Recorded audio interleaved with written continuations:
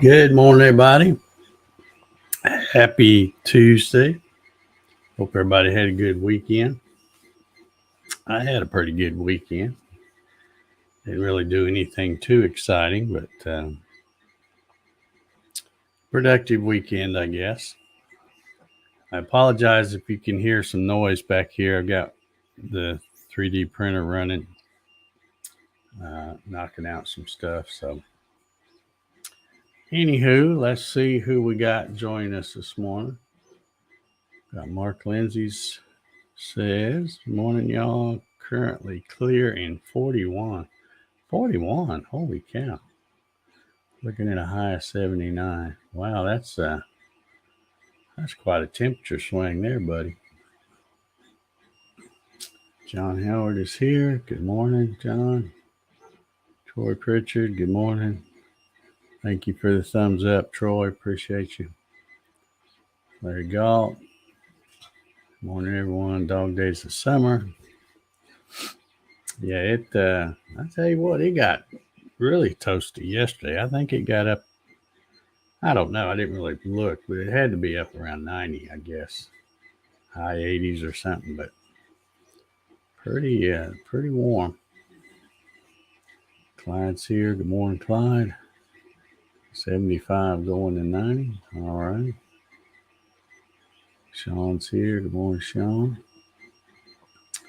George is here. Good morning, George. My favorite solar man is right here. How you doing, Ryan? Hope you're getting better, buddy. I was happy that he was able to get back in the co-pilot seat for me for the Saturday show, though. Good morning, Kevin. How you doing? Hope you're doing well. Jim Sanicola says it's going to be a hot one. I think you're right, Jim. I think you're right. Clyde says, did you ever get your older printer going? Okay, if you look close, let's see if I can get out of the way here. There are two of them back there. The one, let's see if I can do this right. The one on this side. And you know what? Let me try something. I know, let me try this. All right, now this looks goofy to me, though. StreamYard has come up with a new thing where you can hit mirror your camera, but now when you go to point to something, it's always right, but the thing looks backwards. But it doesn't. It shouldn't look that way to you. It only looks that way to me. Yeah, I had a feeling when they announced that feature, I wouldn't be too crazy about it, and even though I always do the wrong thing, it's still makes more sense to see that reading correctly back there. But anyhow, now you see two of them back here. This one, where my finger is now, that's my old one. I hope that it will be running later today. I've got a new board. I'm getting one of the silent boards, the 4.2.7. It's a direct replacement for that one. So hopefully that will cure whatever problems I had, because I think something went wrong on that board, because it just, it tries to run, but it just don't, or something. I don't know. And now I can't get it to where it will flash firmware anymore. It's like it doesn't even try to do it. So I just bit the bullet, bought one of those boards, and it should be here today. And I watched a couple of videos this morning, and I guess it was just two. In both of those videos, one guy was replacing. He had a really old, I say really old, probably 3-4 years old Ender 3, because he had the old 8-bit card, and he was replacing that with the same board I'm going to use. And then another guy had the 4.2.2, which is what is in that one, and he was replacing it with the 4.2.7. And both of them had, all it is making sure you take all the wires off the old one and put them in the right place on the new one. And they didn't even have to flash firmware. Apparently, they come with stock firmware, which is what I want, already on it. So I'm hoping that's the case. If not, I've already got the stock firmware downloaded, so I can flash it if I have to. But I'm hoping that hoping I'll have that one. And it's the 4.2.7 is the one they call the silent. So these guys were doing like a before and after, where he'd shoot a little short clip and it'd be loud like that one back there is. And then when they put that new board in there, it's like you can't hear nothing but the fans. So the noise don't really bother me except for when I'm doing these live streams and I have it running. You guys say you can't hear it, but it seems really loud to me because it's right behind me. But the other one came in, I don't remember, got here Thursday or Friday or whatever it was. And Saturday, I took it out of the box, put it together. I spent a little time leveling the bed. Like, that's the thing to me. You got to get that bed just right. So I spent a little extra time getting that bed level, and I have been running the fool out of that thing ever since. I set it up. They send you the little this is all that's left. They don't even put it on a spool. It's just they grab some and wrap it around there. And then I ran the cat program. In fact, I was running this during the Hobby CNC with Dave show. That's why I was out there. Well, one of the reasons why I was out there in the shop for the Saturday thing. So I was running this test thing, and it's a cat. But as you can see, it doesn't have a head because it ran out of filament here. They don't even give you enough to run the test thing, but it was enough for me to tell that everything's perfect. And I have not touched the bed since then, and I have been running all kinds of stuff. So the new one's working. I'll tell you, I had somebody. I don't think they're not a coffee session person. I guess I don't think I've ever seen them here in the coffee sessions.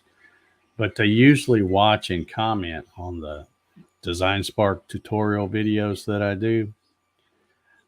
And that person sent me an email asking, because he had seen that I had an Ender 3 and heard me mention it. And he's wanting to get into 3D printing and asked me about it. And I just think they're the best starter thing. I mean, that one I bought, the second one, it was still $189, which from what I understand, that you could get them even a little cheaper before, but now with everything price going up, you can still get it for under $200, and they just work. I love them, and I'll be so happy when that new board comes in and I can get that other one going. So you notice the little laser's gone. I moved it out to the shop. I had to shuffle some stuff around, but I'll leave that out there in the shop for a while. I feel a sneeze coming on. Nah, maybe not.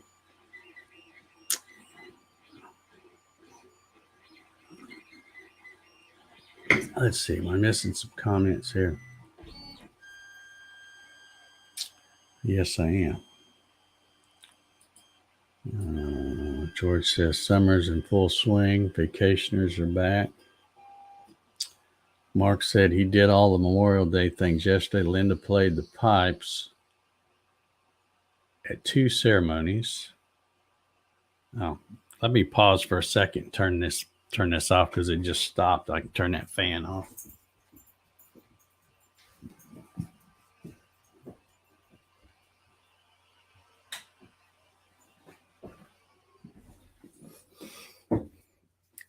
Come on, Jack. You can come back in here. Yeah, now it's a lot quieter, at least for me. Let's see. We went to the National Cemetery. She played for my parents and uncle. Awesome. David Burnett's in the house. George says weather people are forecasting a big weather event tonight. Okay. Rob Schuster's in the house. My favorite drum maker. How you doing, Rob?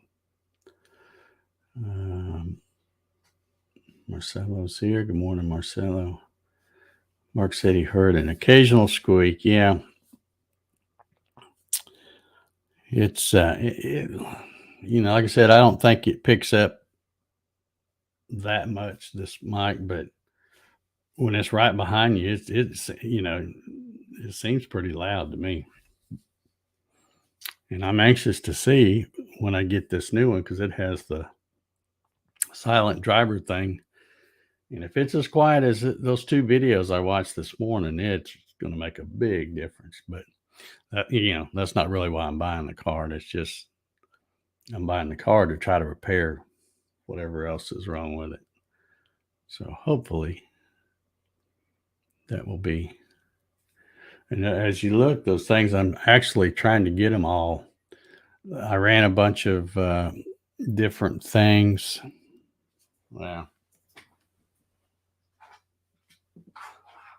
Different stuff like this. This is that little fan guard thing that, because they put right there where my finger is, they have the power supply, or not the power supply, but a fan sticking up, and then they have the vents up. So anything you drop is going to go right into it. So this is a little thing that covers that up and redirects the air so that you don't drop,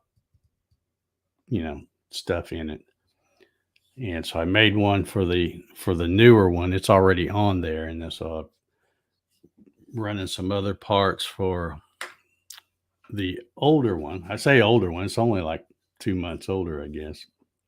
And then this is a little thing that covers up the printed circuit board on the back of where the little knob and the buttons and stuff are, because they just kind of leave it exposed there. But anyway, so I've been doing that, and like I said, as soon as the thing ends, I just fire it right back up, and it has not missed a beat. It's just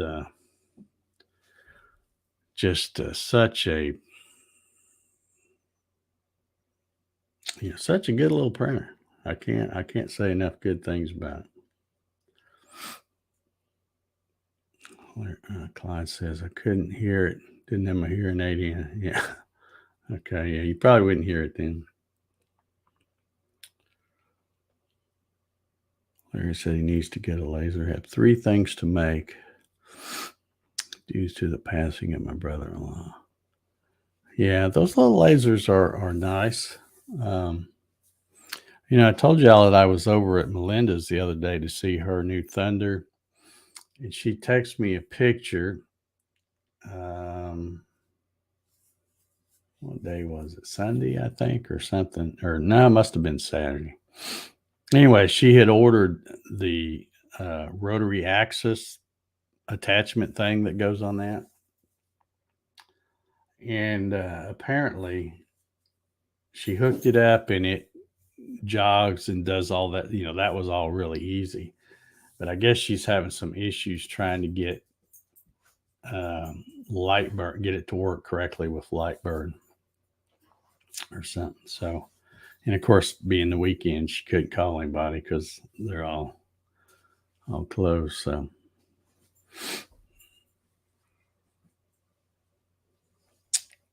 let's see. I still don't understand how a control board can quiet down the noise from the motor. Well, I guess it's the drivers that are installed on that thing. They have these things called silent drivers. I don't understand all that stuff either. All I know is the 4.2.7 is supposed to be the silent one, and the 4.2.2 is basically the same thing as the other one, except it has different drivers, which are noisy. Yeah. Sean says, I don't really hear it, but to me, it's music to my ears. Well, I just wondered, to me, because most of the time I'm not sitting in here when that thing's running. You can see that little white thing. That's my security camera that I have mounted on a tripod, and I just stick that tripod right in front of that thing. And then I go off and, go outside or be out in the shop or maybe in the other room watching YouTube videos or whatever. But I kind of like it because now I can't really hear it too much, even as noisy as it is. I can't really hear it too much when I got the TV on, but if I just hit the mute button on the TV, I can hear it. And to me, it's almost like when you're running a CNC router, you kind of want to hear it to know it's still going or something. So I've got where I look at of course, when you use this, I'm using the Creality slicer, and it'll tell you, and an estimated time. It's almost always longer than takes longer than what that estimated time is. But when I got a bunch of programs to run. I started Sunday morning, and I wrote them down, and then I wrote down what the time that the Crowdy slicer said, and then when I would get, I would tell Alexa, and now she'll probably, maybe she didn't hear me. I'll tell her to set a timer for, like an hour and 15 minutes, like one of them was. So I'll start it up and then go tell her to set me a timer for that. And then when it goes off, I'll come in and see if it's done. And then if it's not, one of the reasons I really like that stock firmware, and because the other one I got on there now wouldn't do it, but it says the elapsed time, but it also says what's remaining. And so, and a lot of times it looks a little weird until you get near the end of the run, maybe the last fourth of it or something.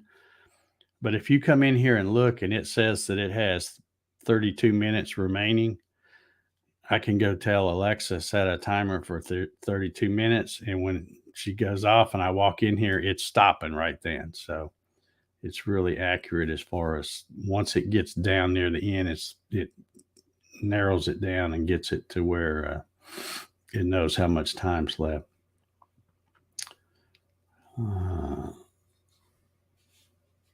No, all that other stuff is really pretty quiet, Mark. It's got the, because there's not much to it. I mean, it's using those little, I don't know what they're made from, the little rubbery Delrin or whatever. I don't even know if it's Delrin, but whatever those little V groove. Well, they're not V groove. They're V wheels, I guess is what they call them. And they run on the track that's kind of built into the extruded aluminum. But all that stuff is really pretty quiet. It's just the steppers and the fans that you hear.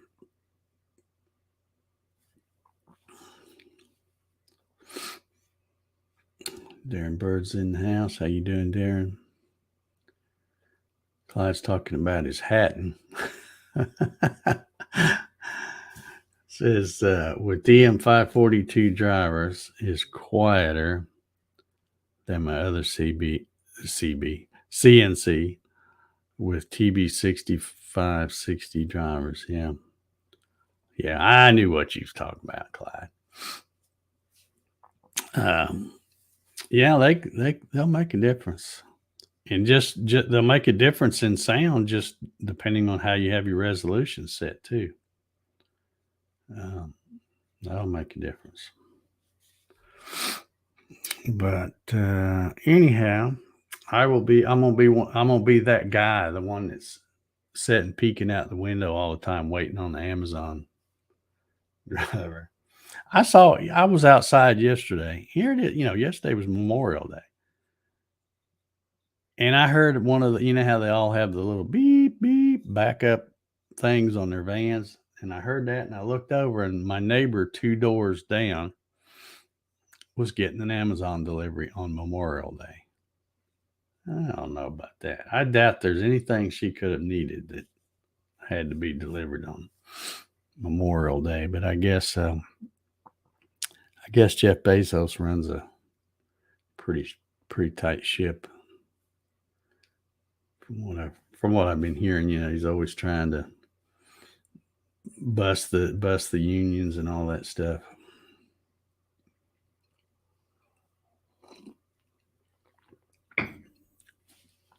Mark, I think you would like one. Like I said, for under $200. That guy that sent me that email yesterday, I think it was yesterday, I just told him, I said, yeah, I said, I like that one so much, and I bought a second one, and it's a good. Now you do have to put them together. There's, it's not like, I remember that. I think it was the Creality CR10 that I bought 4 years ago. It was like in a couple of big pieces. There wasn't as much to putting it together. There's a little bit more to putting it together, but I mean, you put together Gatton CNC, so this is gonna be nothing, It's just the instructions are not that great. Fortunately, in my case, Saturday, it was a lot easier to put it together because I had another one sitting right there that I could just look at. So instead of trying to go, let's see, which way is this thing getting oriented here? You don't have to sit here and keep looking at the stupid picture that's usually not that great. I could just look at the one I already had put together. And so it made that one super easy. But I'm just real happy with it. I don't, like we talked about the other day, I'm not getting ready to start some printer farm or something like that. But if I was to ever get something that people wanted, hey, make me one of those, and I had to do a whole bunch of them, I just keep buying Ender 3 printers because they work so great right out of the box. So, yeah. He'd have to start another channel, Mark Lindsay 3D printing or something. So let's see. Jim says, I bought my son a Flash Forge 4. He's made a bunch of stuff. It is an enclosed unit. Okay. Yeah. Now, see, I'm just, when I talk about how good these little printers are, there are some limitations because, one, the bed size is not super big. So, there's that. The other thing is there are other printers that do a better job at printing the different types of filament. But if you just like messing around making stuff out of PLA, the Ender 3 does it as well as anybody, I think. And I'm going to tell you, I got where after I started printing that first couple of things at 100%, I'm sold. I don't care how long it takes to print. I'm going to print it at 100% because they just feel solid. I mean, they don't fit when you make something that's say 20% infill and then you do something that's 100% and then you pick it up and it's like night and day difference. It just feels like, yeah, this is the one I want. This one just feels like it's going to last. So I won't print anything with that infill. I'll do everything at 100% because the filament's cheap and I got plenty of time. Just let it go, and just works out a lot better, I think. Yeah, Mark said not a chance. Yeah, I think you might like I said, you might enjoy a printer just to play around with, not necessarily to do another channel or anything. But I mean, you think about the stuff that, you stuff you had on your Gatton, the limit switch mounts and all that kind of stuff. It's kind of nice to know you can print that stuff yourself if you got one of these. Those little bracket things that I made to put on the aluminum extrusion of the Avid. I'm thinking, yeah, that's they're not going to be as strong as probably aluminum or steel or something like that, but you print them at 100% and they're going to be pretty stout. And if you do happen to break one, you spit another one out. It's not like it's a big deal. Yeah, that's one of the things that I think is makes them worth their weight in gold, because when you start talking about different desk things for like shop vacs and all these, these kind of adapters, and you don't have to worry about going to the store and taking a tape measure with you and measuring to see, okay, the inlet's this, the outlet's it. You just make your own custom, put a custom angle on it or whatever you want. That's the cool thing. Ryan says he likes his. Don't use it all the time, but it comes in handy. Well, I have used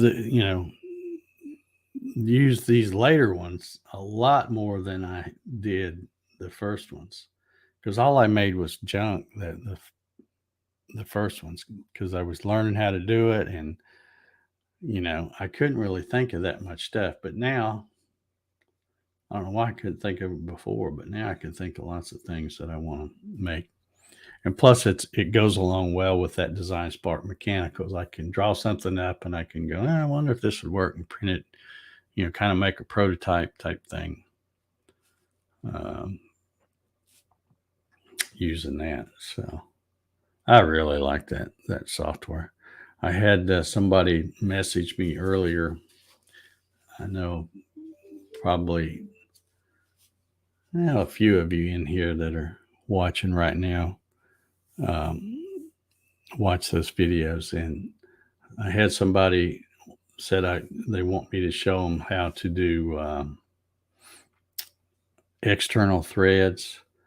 So I'll probably do a video. I might try to make one where I'm making like maybe a little small container, kind of like a jar, and then have external threads on the lip of it and internal threads on the lid, and you just have a screw lid, like a jar of coffee or something.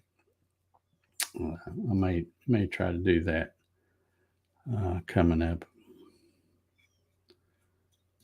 And they don't have to be, you don't have to try to nail a certain pitch of thread. You can, if you're putting two things together, as long as you draw them and you make them both the same, the two parts, they're going to work. Of course, you'll have to make a little bit of an allowance for some room. You can't make them exactly the same size, but I'll probably try to do that. I don't know if I'm going to have one out this Wednesday or not. I got some other things I'm working on, so I don't know if I'll get one out there that quick, but one of the next ones I do will probably be the thing with the threads. Although there's other videos already out there that show how to do it. So, there's really nothing I'm showing that's anything new. Just some of those other videos are I think, a little harder to follow along. Yeah, Mark's talking about YouTube University. Yeah, that's where I got my BS degree. I need to make me a plaque or something to hang up back there. BS degree from YouTube University. All right. Well, I heard my little timer go. I guess it's time for me to get out of here. Pull that thing off and fire it up something else. I'm about to, I got to open got another box of that black. I got to open that up because in fact, I'm not even sure there's enough filament on that spool that's up there left to uh, run it, but I'll probably go ahead and start it and just see. And if I keep an eye on it and see it's going to run out, I'll add the other black and it'll be fine. So, anyhow, y'all have a good Tuesday and come back tomorrow. I guess we'll be here for 493. I guess what will be tomorrow. So, have a good one and we will see you later. Bye.